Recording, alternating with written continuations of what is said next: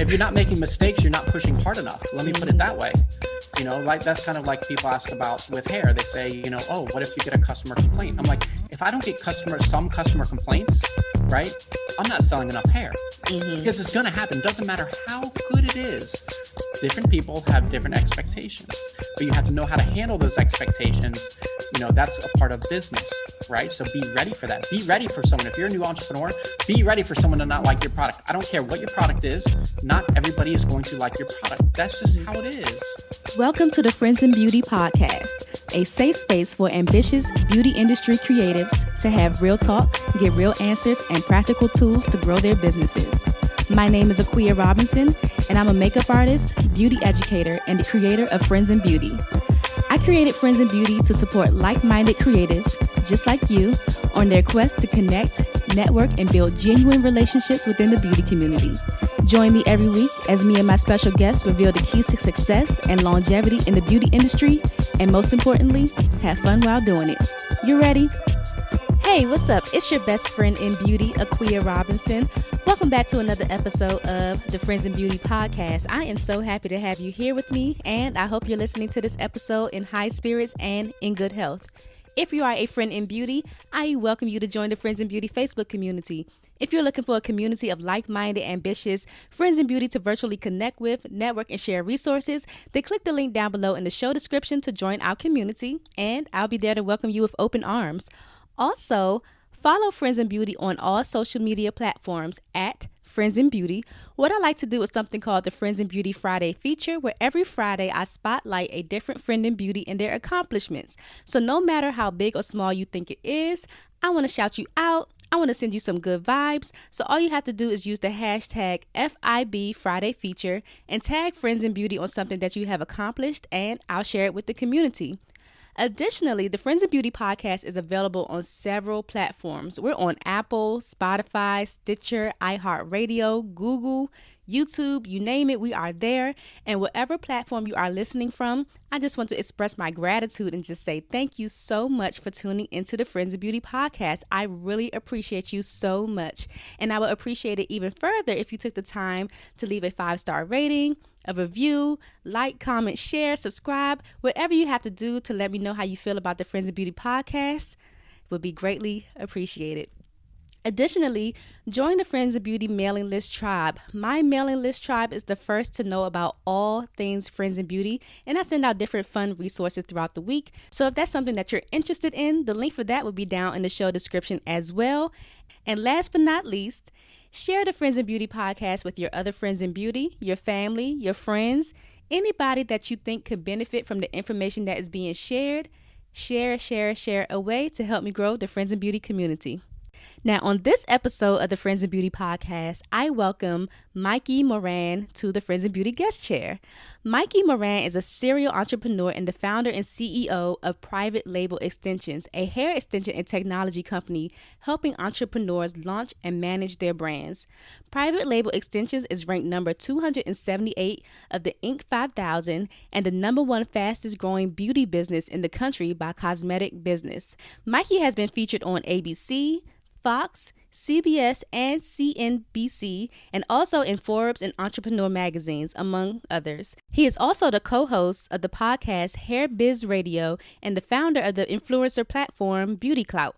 Mikey recently released his book, Fearless Beauty, to provide you with a roadmap to achieve success easier, faster, and more efficiently than you ever thought possible. He shows you how to think like an entrepreneur by introducing you to practical theories that should guide every decision, then presents a step-by-step plan for taking action and getting started.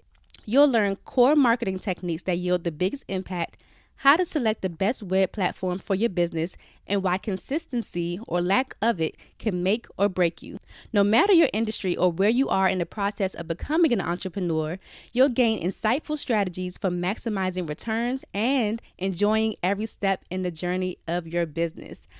I had such an amazing time meeting and chatting with Mikey. He shared his backstory and how he got into the hair business because, you know, Your girl was curious, and he dropped so many gems when it comes to marketing, hiring, and maintaining a solid team, what you should be focusing on as a new entrepreneur, real expectations for running a business, and so much more.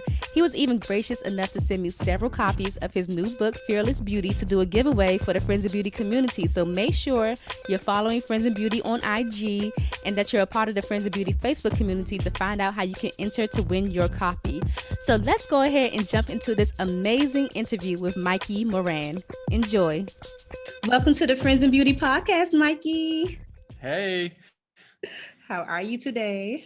Oh, well, I'm speaking to you, so I'm doing pretty well. I'm excited to be on the podcast. I'm excited to be able to speak to your listeners. I think that we have a lot of stuff to go over, a lot of information, and it's going to be a great help for them.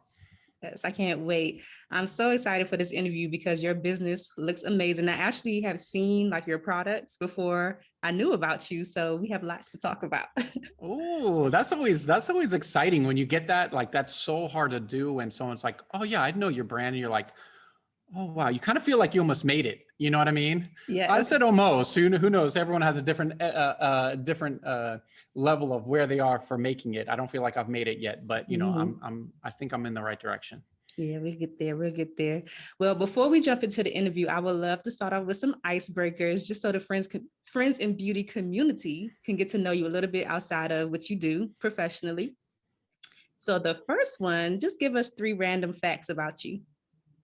3 random facts are, I really didn't go to school other than high school. I went to a little bit of college, did absolutely horrible. I probably have a couple undiagnosed learning disabilities, but I'm not sure exactly what they are because, I'm older now, so it doesn't really matter. I'm not in school, but I've kind of learned how to work with them and just, it's been great. And the third one is, I don't have kids, but I have cats and I love my cats and I treat them like my kids. I love cats. And fun fact, I actually found a kitten today and brought it in. So it's probably up under my chair. Yep. It's up under the chair right now. Yeah, I might have one of my cats. One of my cats might jump through the interview here in a little bit because I'm recording from home. So yeah, we'll see. So maybe the cat will be part of the episode. It'll be great. Eventually, yes. Do you have any hidden talents? Any hidden talents? Hidden talents. That's a good one. A lot of people know a lot about me. So hidden talents would be, I'm really good at twerking. How about that? I know you weren't expecting that. Yeah, Twerk Team 1982. There you go. I would love to see that one day. Oh, so I have these things called pod decks that my sister got me for Christmas. It's like several different decks, but this one is a would you rather deck. So I'm going to pull a random would you rather deck card out of here. Let me shuffle them, see what it says. Okay, pod deck. Let's see what we got. Yes, let's see. That's boring, nah. We're going for a juicy one. This was okay. Would you rather get a shoulder massage or a foot massage? Shoulder massage. Awesome. What do people always tell you that you're good at? Marketing. That's a good thing to be good at. Oh my gosh. Yeah. So that means you could give us some marketing tips then. Oh, I got you. Yeah. I'm here for it. I'm not holding anything back today. Whatever you guys want to know, I got you. Awesome. If you could give a piece of advice to your younger self, what would it be?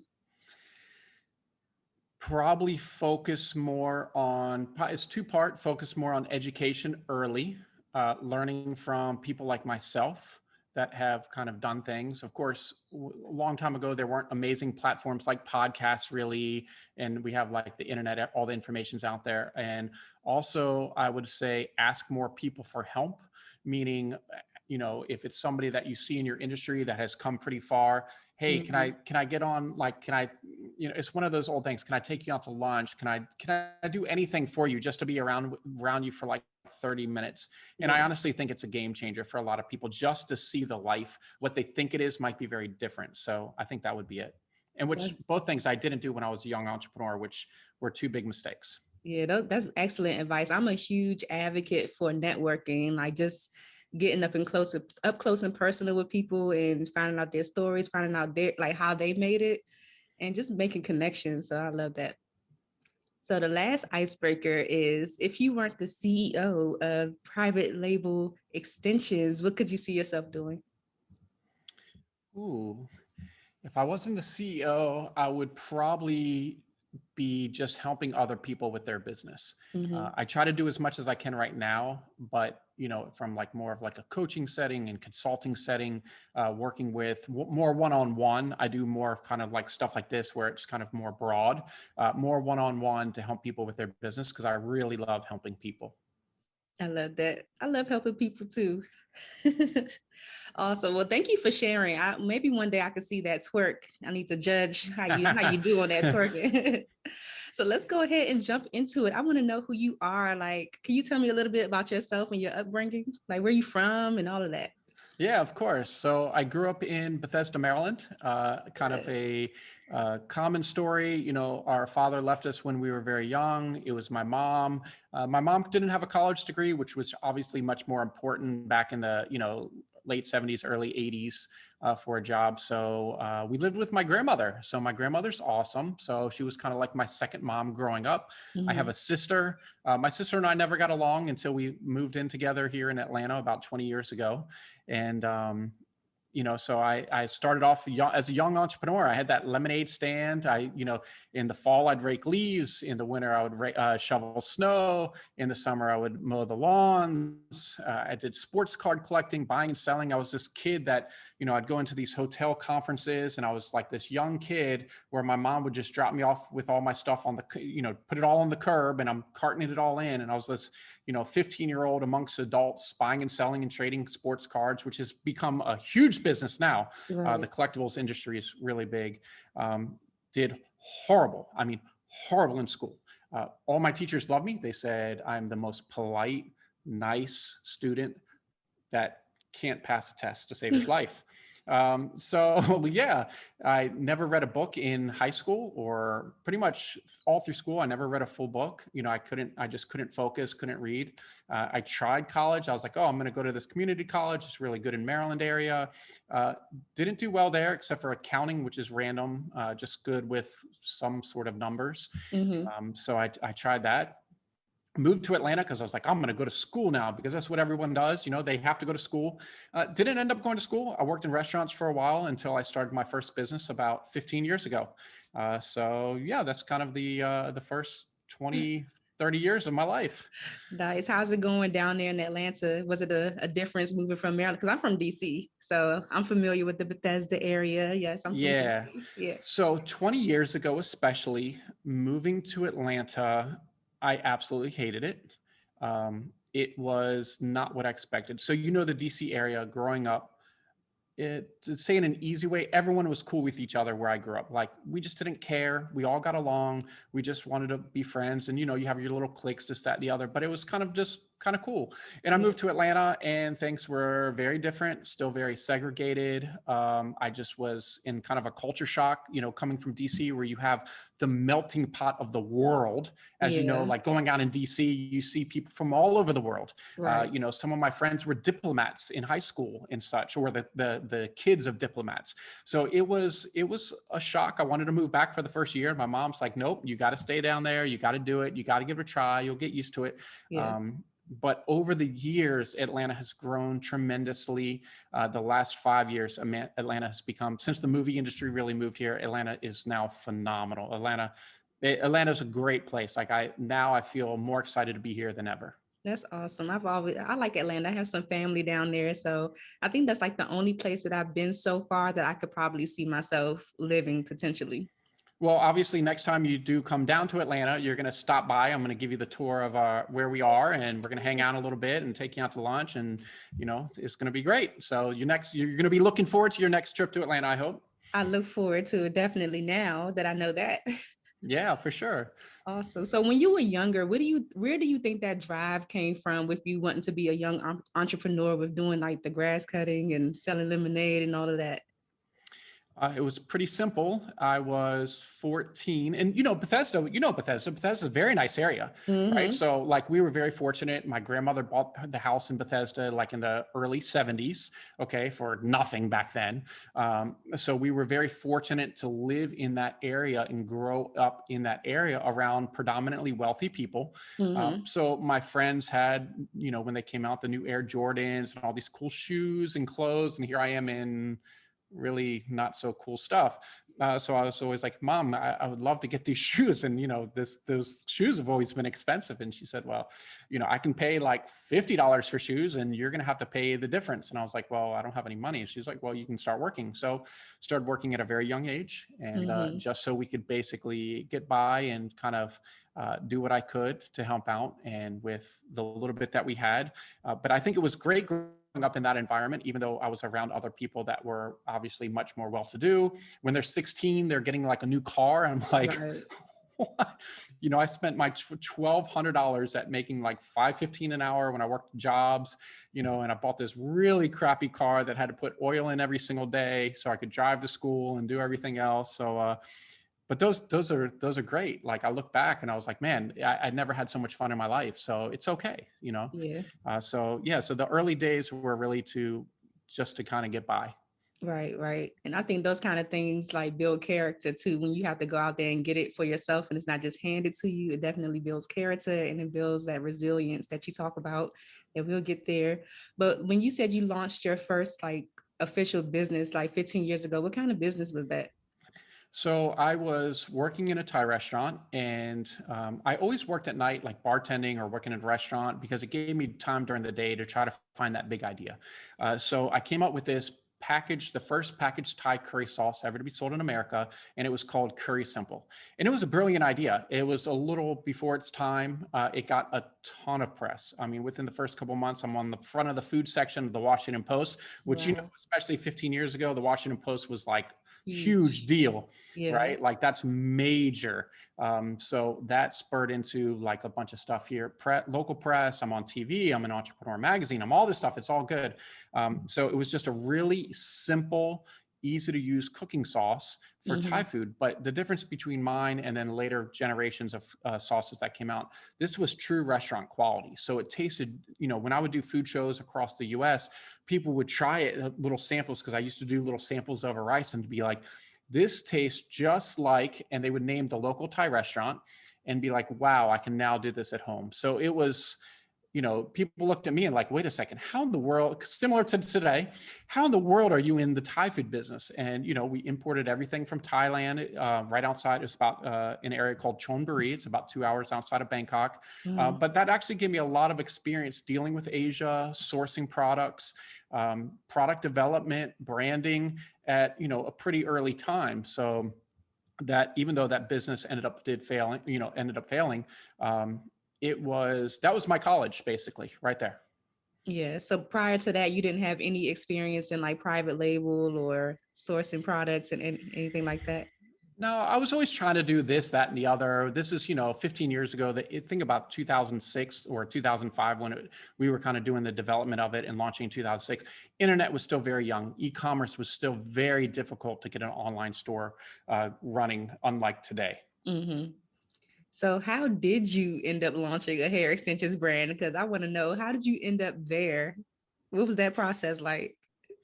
It's funny. I was having lunch with my now business partner. I was actually working for him in the real estate industry at the time, because once my first business failed, I got totally wiped out. I was like negative account balances, credit card companies are calling me, borrowing money from my grandmother, I was in a really bad position. So I was like, I need to get a job, right? And jobs are not a bad thing. Like, even though I love entrepreneurship, there's a time and a place for a job. It's a nice, steady income. So we were at lunch one day and he's telling me about his girlfriend, and she would go to go get her hair done and spend all this money on extensions. And I didn't know anything about him at the time, but it seemed like an interesting industry. And when I did more research online this is in 2013, there weren't a lot of hair being sold online. And that's what I was good at. So I said, hey, let's do something selling hair online. We did like a different route as where we are today. We did more of like a affiliate marketing kind of hair company, which we did a full pivot in 2016 to where we basically are now full service to help. We not only have our brand, but we help start other people's brands and manage brands for people. Nice. I love that. Wow. So I know I've read like since launching your hair extensions brand, private label extensions, right? Mm-hmm. You have gone on and done 10 different brands, 5 retail locations, partnership with Shopify. Like how does this happen? What are the things that fall under that fall under your company? First thing, drink lots of coffee. There we go. I'd listen to our clients, right? So when we first got started, everyone was trying to we were trying to get people to push our brand and to get a percentage of the sales, like with affiliate links and such like that. Mm-hmm. But really the information we got was people wanted to start their own brand. So in 2016, we did a full pivot and we started doing brands for other people. We started off with drop shipping. So now we probably have the largest hair drop shipping business for USA based clients, which is a huge advantage opposed to dealing with overseas drop shipping. We have a branding website, so private label branding. So that's like people go there, we'll do your logo design, your packaging. You can design your own labels now.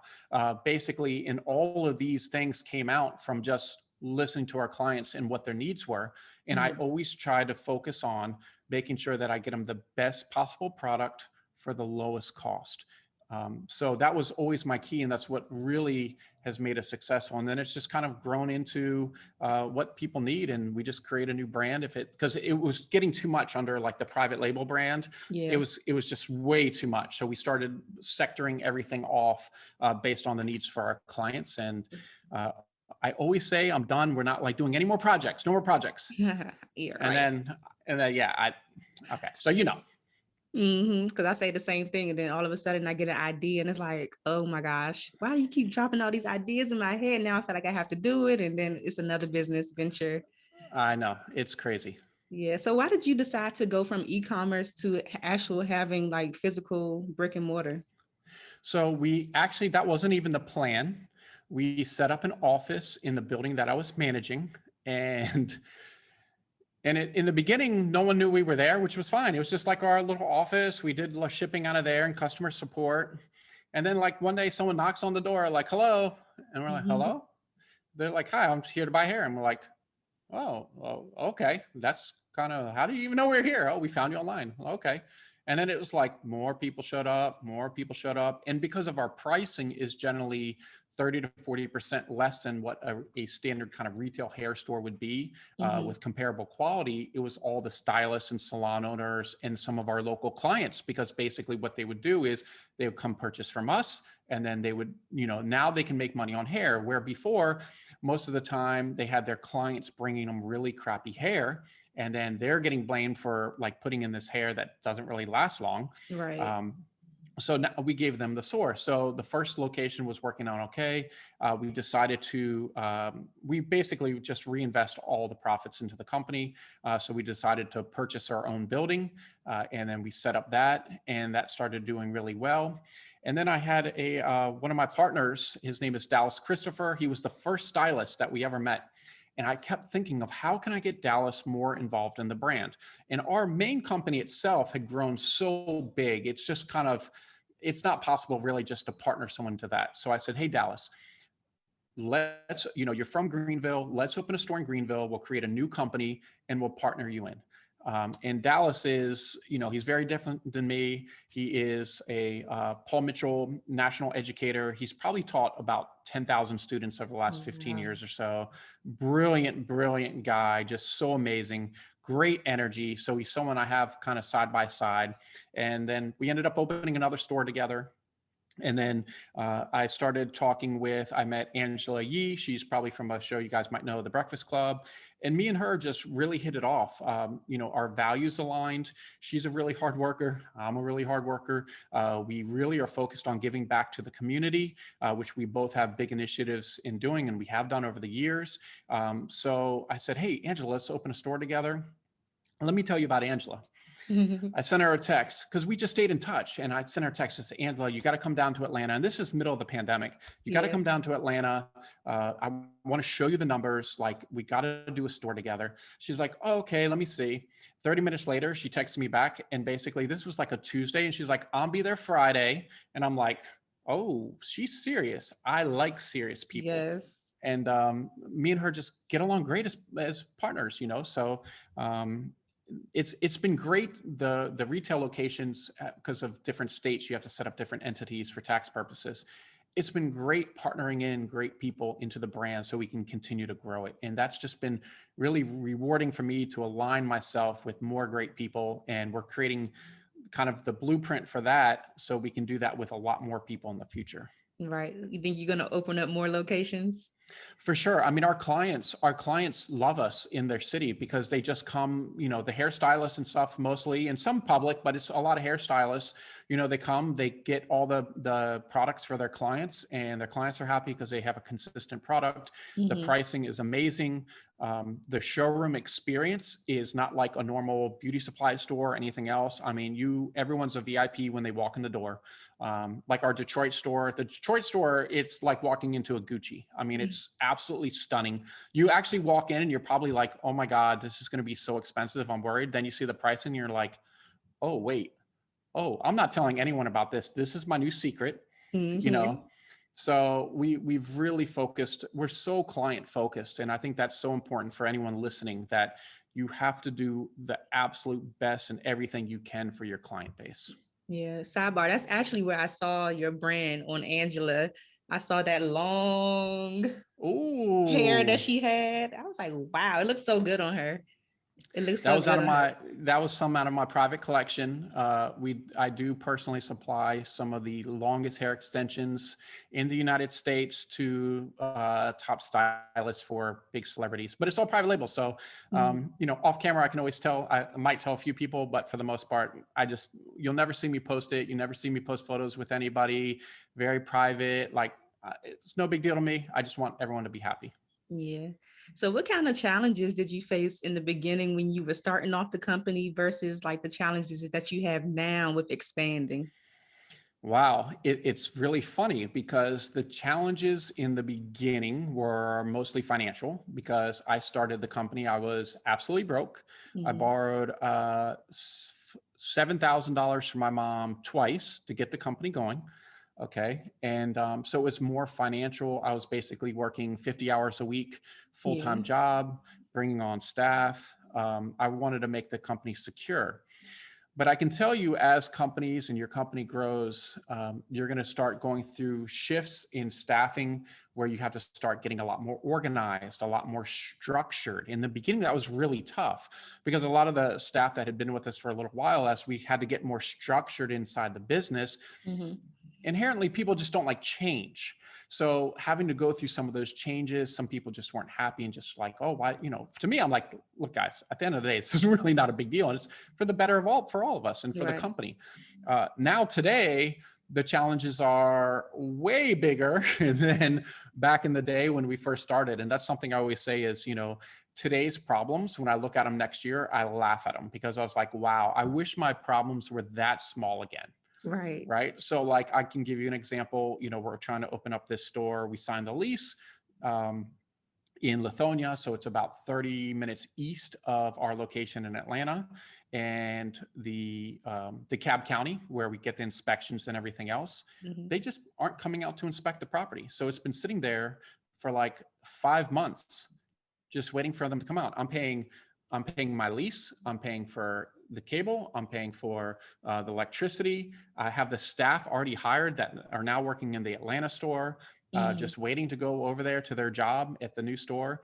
And there's not much you can do about it. So the process has finally started, but those are big challenges, because honestly, if we were a smaller company at the time, we would have been totally wiped out. That would have been it, game over. So people going into these retail spaces, I know they get really excited, but I always have to say, like, proceed with caution, because when you sign like a 3 or 5 year lease, especially when you're a new business, you're getting a personal guarantee on that. That's like $150,000 commitment. And these leasing companies and these commercial real estate is very different than residential. They're dead serious. Yeah. You're going to be owing some money for a long time if this doesn't work out. Right. Oh my gosh. So even in the beginning, did you have to like brush up on your hair knowledge? Because personally, I know nothing about hair. When people start talking about like Remy and all the other, I have no idea what they're talking about. So did you have to kind of take like a crash course to know what you were looking for when you were sourcing these brands and everything? Yeah, so I didn't know anything either when I first started. So it was, Dallas taught me a lot, and working with Dallas. And I feel like I kind of, even though I don't wear hair, obviously, like it puts me at somewhat of an advantage as far as I'm concerned, because 100% it doesn't matter what I think about the hair from wearing it experience. So what I do is I am getting feedback from kind of like a core group of people about what they like and don't like about a certain product. So in the beginning, we started with that. And then pre-COVID, you would see me overseas. I'm in the countryside of China. I'm in manufacturing facilities. Like, I'm the type of guy that's going all in. I need to know everything, the ins and outs, building relationships, and literally in the factories where they are processing and making the hair extensions with partners over there now, and learning all that. So I would say I dove deep into it because it's so that important to me that I have the highest level of understanding. Now, I don't know how to actually do hair. I've never done hair. I've never colored hair. That's what I have Dallas for. He's, as far as I'm concerned, he's one of the best, right? So that's why I have him by my side. So if you're starting a business and that's not your strong suit and you're picking a partner, try to pick a partner that doesn't have the same skill sets as yourself.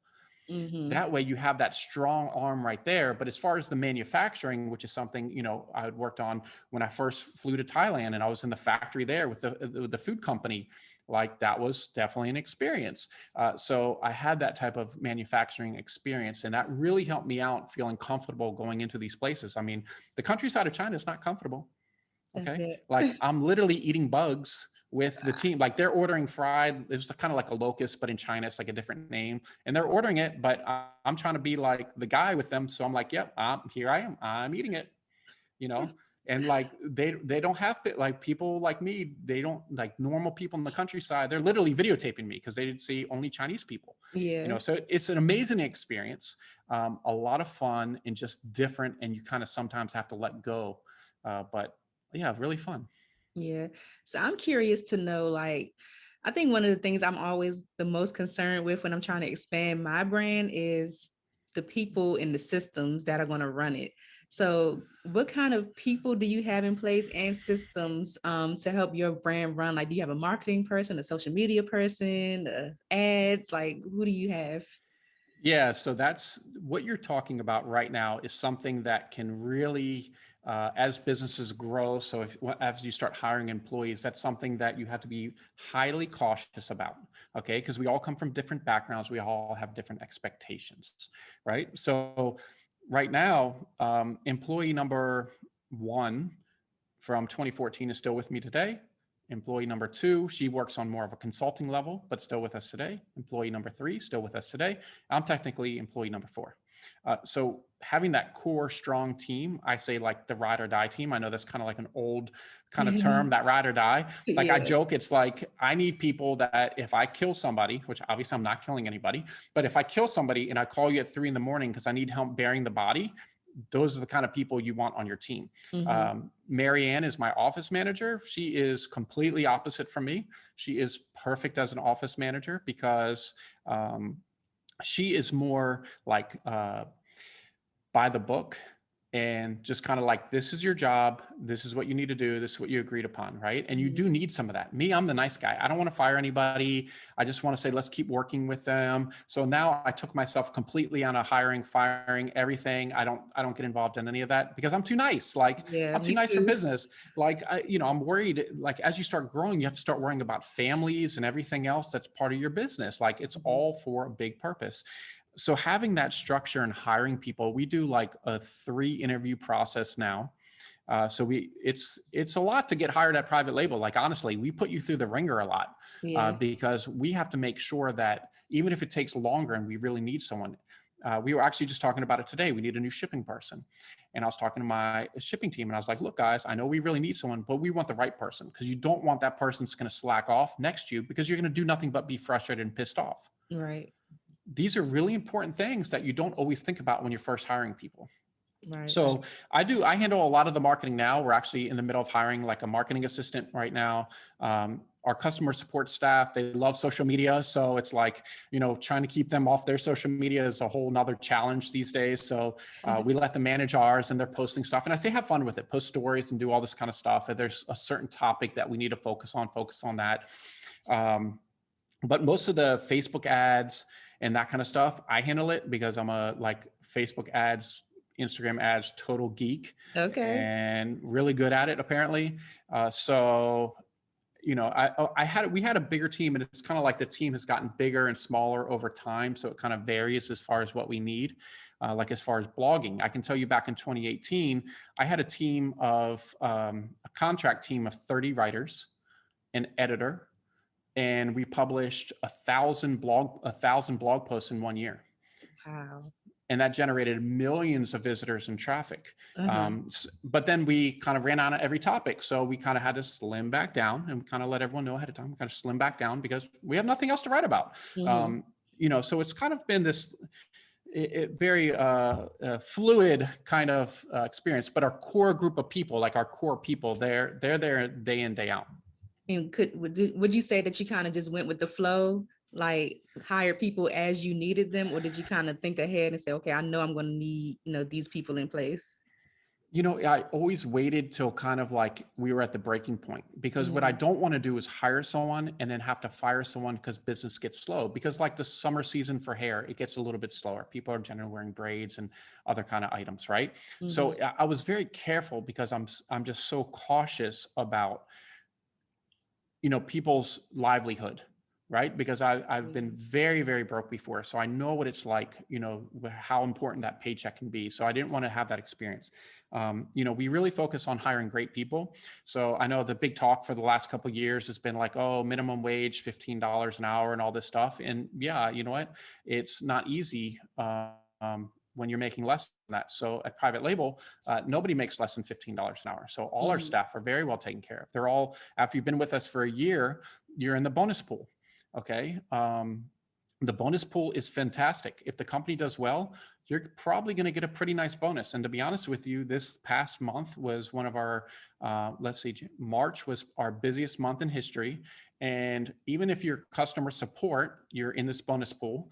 I can tell you the customer support team got a bonus that was basically 2 weeks pay. So half a month pay bonus. Nice. That's, to me, at that age, being younger and got something like that, that would change my life. I feel like, so they know the company's making money, but they're also being taken care of. So it's really important to take good care of your staff. Because they'll take care of you in the business, for sure. Yes, you hope so. For most of the time they do. Yeah. That's what we hope. So I know on May 4th, you released your book, your new book, Fearless Beauty. Ooh, show it to us for the people that's watching on YouTube. Can we see what it looks like? Yeah, so this is actually just the paperback cover. So we have a paperback, a hardcover, and then of course the Kindle version. So this is, it's on Amazon. It's amazing. I actually wish I had the hardcover. I left it at the office.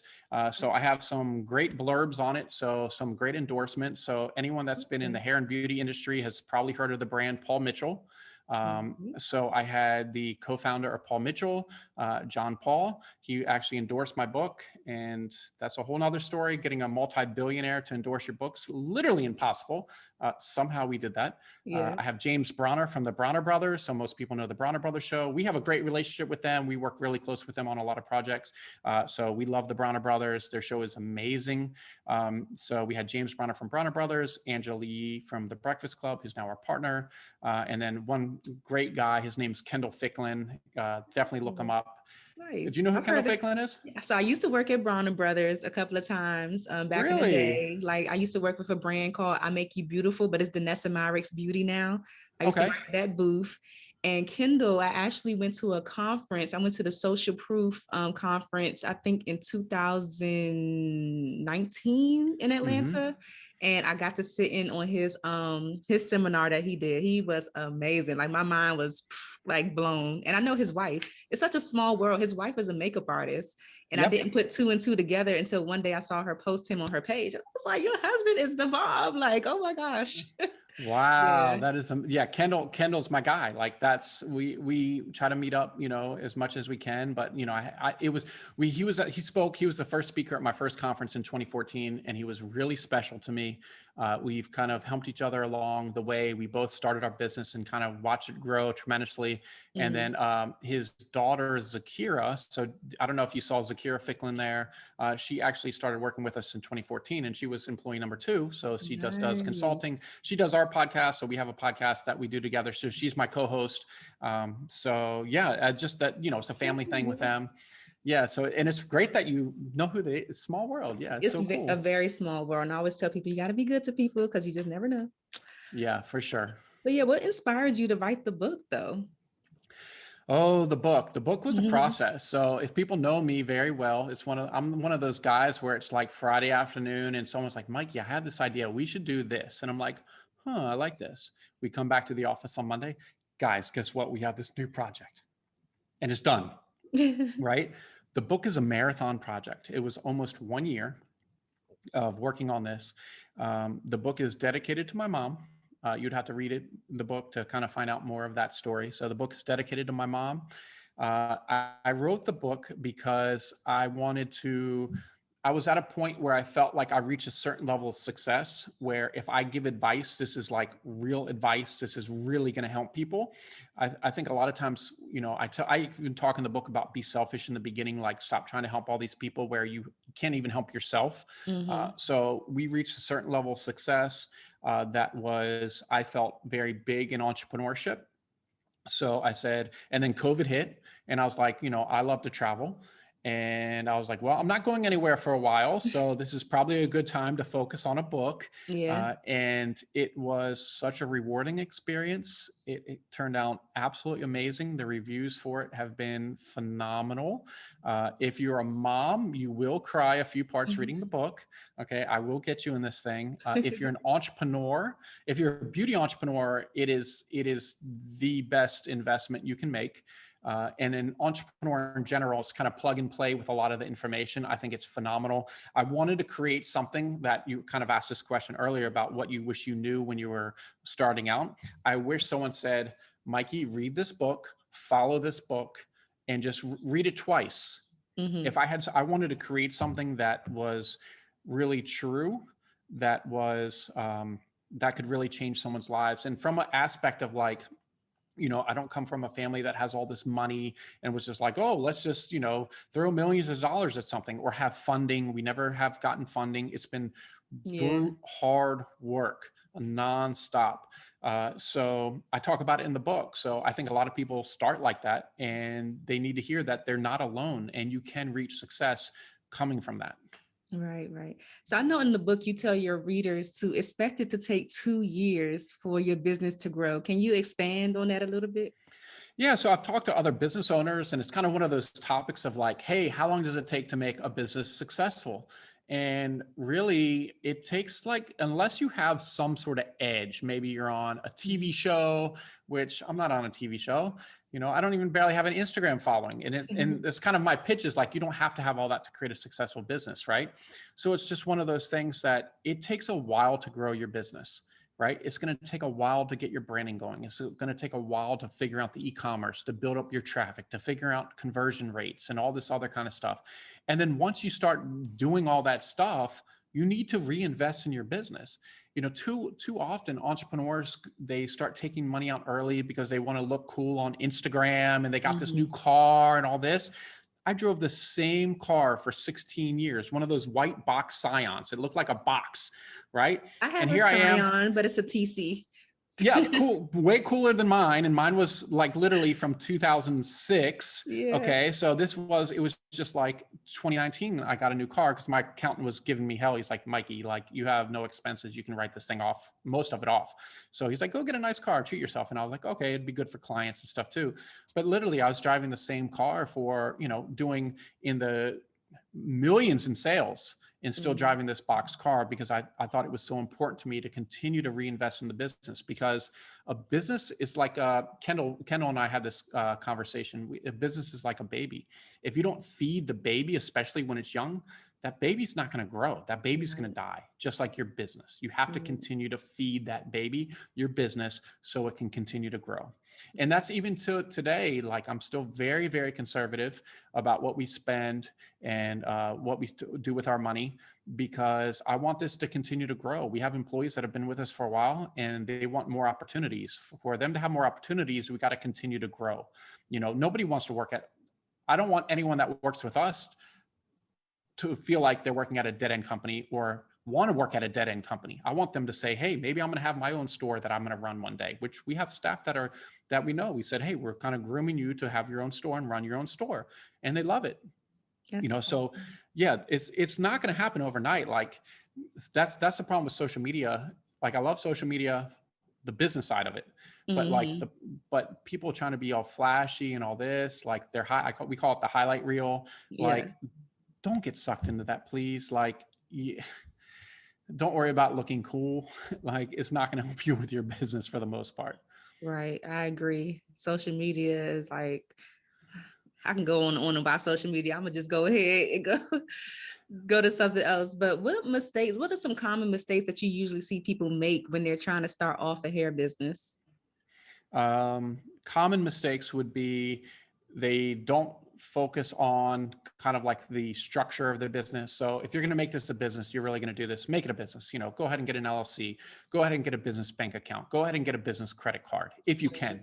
You know, like when I first started, I couldn't get a business credit card. My credit score honestly was like 570. Yes, guys, 570 credit score, because my other business failed. Like, I'm not ashamed to say that. Like, a lot of people don't even want to admit that. 570, I remember it, and it was brutal.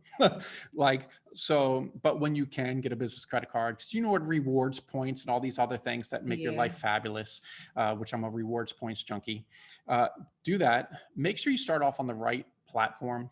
Okay, so if you're doing e-commerce right now, hands down, Shopify is absolutely the best. I know you're probably hearing ads for Squarespace and Wix and GoDaddy's calling you. Do not do it. Okay, get on the right platform, because if you're on the wrong platform and have to switch, you're going to waste a lot of time, a lot of money. Really focus on your initial customers, right? So it's that first customer. You have to do whatever you can to make sure that customer goes to your website and leaves that review. And guess what? That second customer, you got to make sure they go back to your website and leave. I don't care what you have to do. You need that social proof, especially in the beginning. Okay. Don't use a Gmail address. Right. If I ordered something and it was like, you know, this brand at gmail.com, I said, oh my God, spend the $7 to $10 a month Google Workspace and get yourself a professional email. And be careful. Honestly, one other thing I would have to say that a lot of people don't talk about is be careful with your personal social media. I see people's personal social media because, you know, I have the largest Facebook group dedicated to starting hair business. We have about 37,000 people in there. And I don't say anything to them, but I post in the group like, hey guys, be careful. Other people can see this, like what you're talking about, and kind of posting stuff like you're in business now. Not saying don't have fun, but be, you know, be mindful. You might want to, but be a little mindful, please. Like, you know, people like to buy from people that are, you know, more respectful for the most part. And, you know, they feel like they can trust. Right. Just a few. I could probably go on forever. There's a lot of it in the book, but you know, just a few. Like, those are some real key points that that you just have to do. Yeah. So since you're the marketing guy, like, how important is marketing, like when you're first starting off as an entrepreneur and you're launching your business? And like, if it's super important, like what are the different marketing tactics, or do you have one that you prefer over the other? Yeah. So marketing is absolutely crucial, because good product or not, without marketing, you're not selling it. And that's obviously the purpose of your business, which can grow into bigger purposes, you know, giving back to the community and charity and everything else. So marketing is everything. You need to have a nice, clean brand. Like, your logo is so important. I see people's logos like with glitter and too much like stuff going on. And I swear, like, things are flying around the website. And I'm like, look, pump the brakes. Okay. Go to apple.com. Go look at their website. Look how clean and simple it is. Mm-hmm. Go to mac.com, right? Mac Cosmetics. Look how clean and simple the website is. Go to some of these other bigger brands and you see how clean and simple it is. Mm-hmm. All these distractions do nothing but people are looking at that instead of looking at your product. Okay. Yeah. So you want to start with a clean brand, because it doesn't matter how much traffic you're sending to your website. If your brand's not clean, they're not going to buy anyway. Yeah. Which segues into understanding that the normal conversion rate for a website, which means how many visitors versus how many people buying, is generally about 1%. Okay. So you have to think in your mind, Wow. okay, I have 100 people visiting my website. One person is going to buy.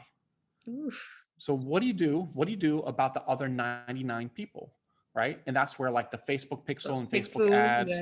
Yeah. Cause you do the retargeting ads. Like my friends would ask me about private label on the website. I don't even want to tell them, because I'm like, look, I'm not sending you to my website to look at it, because you're going to see my ads forever. Are you capturing emails? And I'm not saying just capturing emails by having like a pop-up that offers a discount, or, SMS for text messaging to offer a discount. You can always try different things. And I would say try different, marketing is all about trying different things, whether they work well or not. Mm-hmm. Try offering something of value. Something new, something that actually most websites don't do when they're new which is so important, is they don't have enough content. Okay. Content for like blogging, education about the products, about the industry. Have probably at least 4 to 10 nicely well done, long format, informative blog posts. Because if you think about your buying online, no one likes to be sold. Do you like to be sold? Nobody likes to be sold to. Nobody likes to be sold, I want it right? to be my decision. You want it to be your decision, right? Yeah. So you're basically most people, when they first start out their website, it's only about selling. It's all products. There's nothing that's going to warm them up.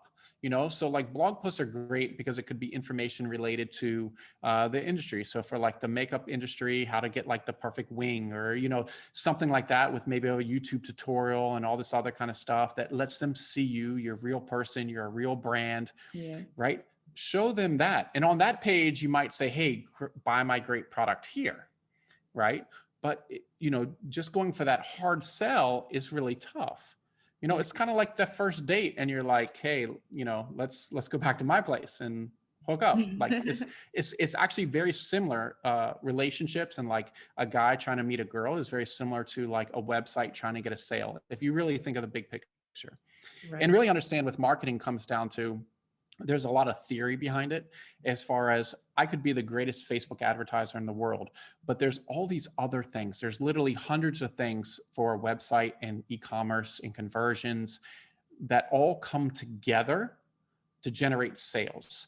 And big companies spend millions of dollars a year on this stuff of figuring out the little tweaks, the conversions and everything else. So think about the big picture of how everything is going to work together. That's the challenge I have. The big picture, all these moving parts is like, whoo. So I consider myself to be pretty techie. I'm a really techie person. Like I record and edit my podcast. I've dibbled and dabbled with Facebook ads. But if somebody's not as techie, do you recommend that they maybe get a course, or should they go the route of just like hiring somebody that specializes in doing like ads or marketing to, when they first start out? I'm definitely the kind of person that I'm like, I'm going to figure out this myself, at least to a certain point, and educate myself. Because if you're hiring someone, I've seen a lot of times, I've sat in meetings where these big companies or even small companies are just throwing all this BS and terms and things that sound, these flashy words, that I'm just like, what is this guy talking about? Like, this is so simple. Setting up the Facebook pixels, this whole da-da-da-da. And I'm like, it takes 2 minutes. Like, you're going to pay $1,000 for someone to do this. Like, what are they going to charge for these other services? So it helps if you can take a course. Be very careful of where you take courses. Just because a lot of people get stuck taking these courses just because I see, somebody they follow has a big following on Instagram. That doesn't necessarily mean they're going to really be able to teach you well about like marketing and Facebook, Instagram ads and the real technical aspects that you need to learn. I've seen that a lot, these webinars and other kind of stuff. I hate those.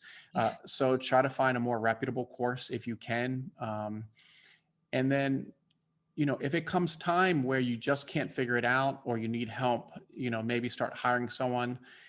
Just be careful. I just don't like seeing people waste money, especially small businesses, because I didn't have the reason why I'm good at all this stuff is I had no money to do any of it. So I was like, here I am working morning, day and night on my business just to try to learn all this stuff to get it done because I couldn't afford to pay anyone. But it's helped me tremendously because now we can hire people.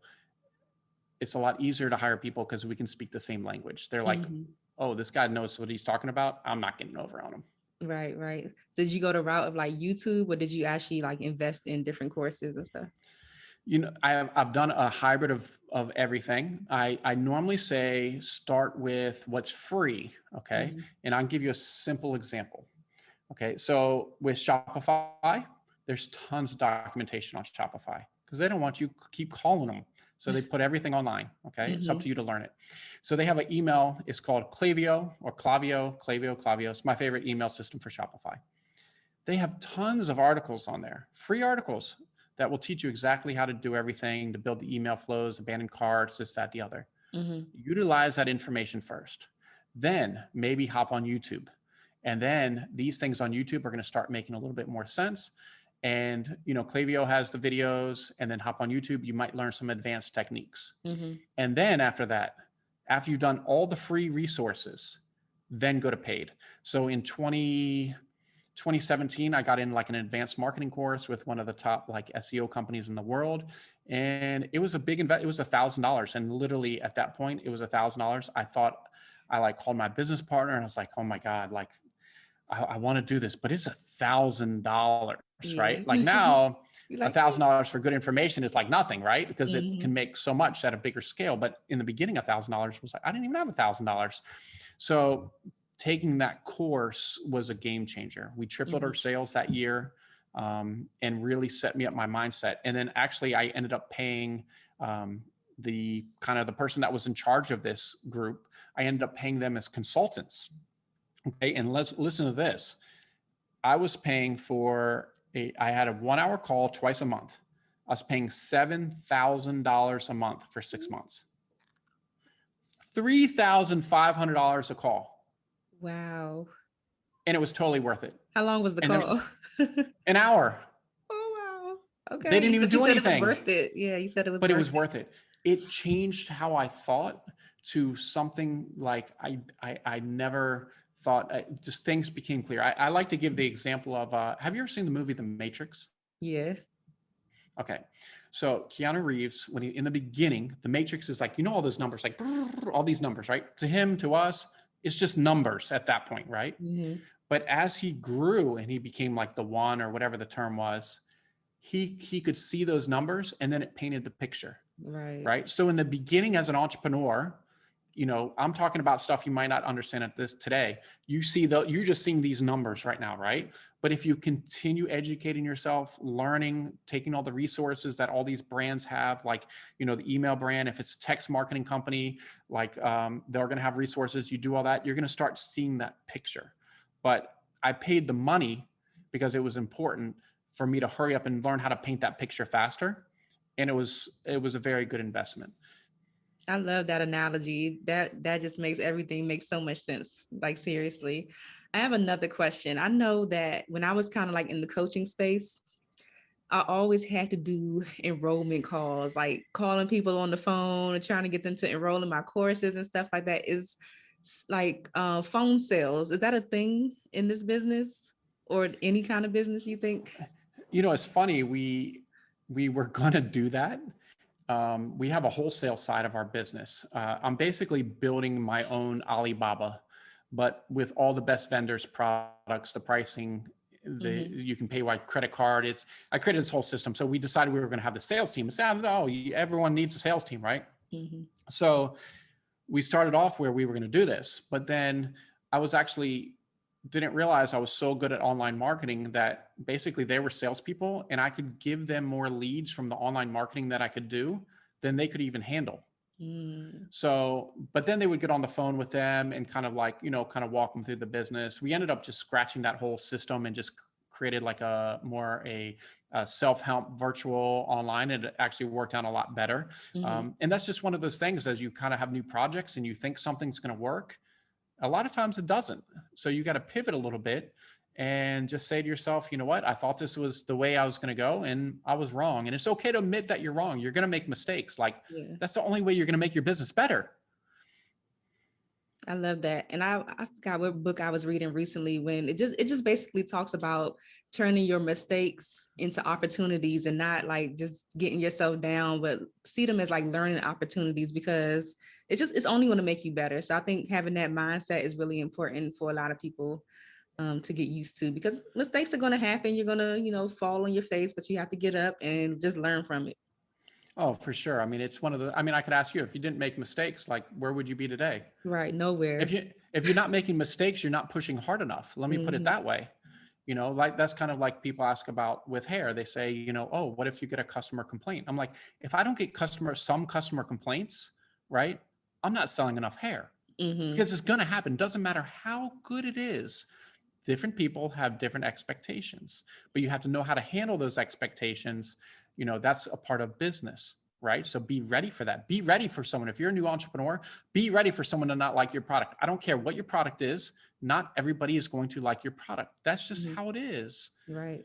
But if you have the perfect product, which is impossible, give me a call. We can invest, right? We'll invest some money. We got you. We're going to invest some money. It's not going to happen. So just be ready for it and understand. Don't take it personally, right? Separate those business feelings from the personal feelings. It's two different things. Absolutely. So Mikey, what do you want your legacy to be when this is all said and done? Ooh, legacy. My legacy is we created I'm all about our brand, the private label brand. So we say private label extensions, but really we've been transforming into shortening it to just private label as we're getting into cosmetics and other kind of things. I really want to create a brand that is just known to have helped a lot of people. Within our community, the hair industry, we've made a lot of successful entrepreneurs. We've created a lot of systems. We've given a lot back to the community. I want people to be like, wow, those guys were those were the ones that everyone wants to strive to be. Like we have a program right now, because of COVID, obviously me and you, we probably have, look at my camera, look at your camera. We look great. We're on great computers and everything else, but guess what? Not everybody has that, right? Yeah. With COVID, people have kids and they, all the devices. So like when COVID hit and everyone was learning from home, we got all our extra stuff and we shipped it out to like families through our Facebook group. And since then, we give back a laptop to most of the people in the Facebook group. It's probably honestly 99% Black women, right? And we do as much as we can for the community, giving back. We've given back a laptop every week for over a year. And even before that, last year, we gave away $100,000 in products and services to help that community get to where they, try to give them the edge, right? And I think it's just so important, to be able to build something. Like cancer is really important to us, just through myself and family members. So we gave back like over 500 wigs last year to cancer patients, people that didn't, that were losing their hair. Yeah. So like, I want people to know that private label and our sister brands they actually had a purpose, right? And like a really strong purpose to help the community, because it's something that I think it's something much bigger than the brand itself, and it becomes everybody. So that's really something that we believe really strongly about and always have. And I actually talk about it in the book. Is like when you first start, you can't help as much, but as you continue to grow, you can give more. So that's something we've been doing, is like, as we continue to grow, like to give you an example with this book, we have a giveaway. I don't know when this is coming out, so it's probably too late, but like, part of this is I want people to read this book so bad. And I really think it's going to change their life. Like I have a stack of 10 new laptops in my office. So like in my Facebook group, we're giving away laptops to 10 people that buy and read the book. And then we also have something where I'm going to pick one winner that I'm actually going to fly him to Atlanta. I'm going to get him a hotel for 2 nights. I'm going to give them $500 spending money, and I'm going to literally work on their hair business for an entire day. Oh, wow. Look, I'm about to sign up. I'm about to just have a hair business just because. Like, and I mean, and people are like, oh, can I hire you just normally to do that? And I say, I don't have time. Like, Yeah. honestly, I was just out of town. I tried to take my first day off since 2019. So like, what's the value of that? Right. So it's like, this is something to me so valuable, but I think it's a game changer for whoever gets this, you know, and the stories, the messages I get from the first sale to like, hey, Mikey, I quit my job. Now I'm just doing this full time, stuff like that. Like, I can't tell you how rewarding that is to be able to build up the entrepreneurs like that while building our business. And we're kind of all in this together. So, you know, the legacy is people, and I talk about it in the book, and, you know, it's just important to me. That's amazing. Thank you so much for sharing that. So what's next for you? What's next for you and for your brand? Definitely a few more stores. So we're looking at some spaces here in Atlanta. We're pretty popular here in Atlanta.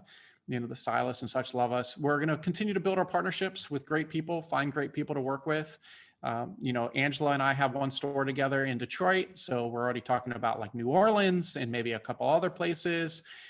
So probably just focus on what we have. We have a lot right now. So we're going through and kind of tweaking that 1%, because you'll find when you start growing your business to a certain point, there's nothing I can do today that's going to grow my business 50% from this one thing. Yeah. So I have to find, there's literally thousands of things within the business that I can maybe tweak 1%. So I have to find those, each one by one, make a little better. Most of it's for customer experience, and continue to make those better. So really, I'm on a hunt to find those 1% improvements within all the brands and everything we do, so that our clients absolutely love us. Right. This has been so amazing. I'm so appreciative for your time, for your gems, all of the gems that you have dropped. I cannot wait to read your book. Like, seriously, I'm actually planning on doing a giveaway. So I'm going to purchase a copy so I can give it away. I want to support you still, but I'm going to purchase a copy so I can do a giveaway, because I think this is going to be really impactful for people. But before you go, I have to ask you the Friends in Beauty rapid fire questions. Just 5 quick questions. Let's go. Rapid fire. Yeah. So whatever comes to your mind first, just let us have it. All right. So the first one, what are the top 3 keys to your success so far? Hard work, resilience, and really the education side. Nice. How do you measure your success? As of today, that's changed over time. I can give you an example. Today, I took my amazing video guy out to lunch, and we didn't know the price of the meal, the items on the menu. And it was just tacos. Like, it wasn't going to be some crazy thing anyway. We talked about it, how it was funny. I was like, I wasn't concerned about what the price of the items, like, I've worried about money my whole entire life, my family, my mom, and a lot of that's in the book. I'm not going to give it away. To not have to worry as much about financial stuff, that pain I feel like it's finally gone. Yeah, it's nice to have that feeling. I love that. Finally, 44 years later, but yeah. You look amazing, by the way. Oh, okay. Yes. What's the best advice you ever received? Ooh, the best advice I ever received was take good advice. And I don't know what good advice is, but generally you can get good advice from listening to podcasts like this, listening to others on podcasts. I think are great. That's why I love podcasts and I love being on your platform. So taking good advice from other entrepreneurs that have done it before you. Yeah, that's absolutely key. Awesome. What advice would you give to someone who's just ready to give up on entrepreneurship? I would let them know that everyone's been there. I've had that feeling many times. Everybody I know that has reached success or even failure, we've all been there before. So you're in a group of many, you're not alone. And you might want to grab my book and read it, because I think it's going to help. So how about that? Awesome. Shameless plug. What's a resource that you can share with the Friends of Beauty community that has helped you in your business? Oh, a resource. Resource that's helped me with the business. I would say a free resource. I like talking about free stuff because it's for a broad audience. I think it's amazing of what you can learn on YouTube. Like YouTube University is real.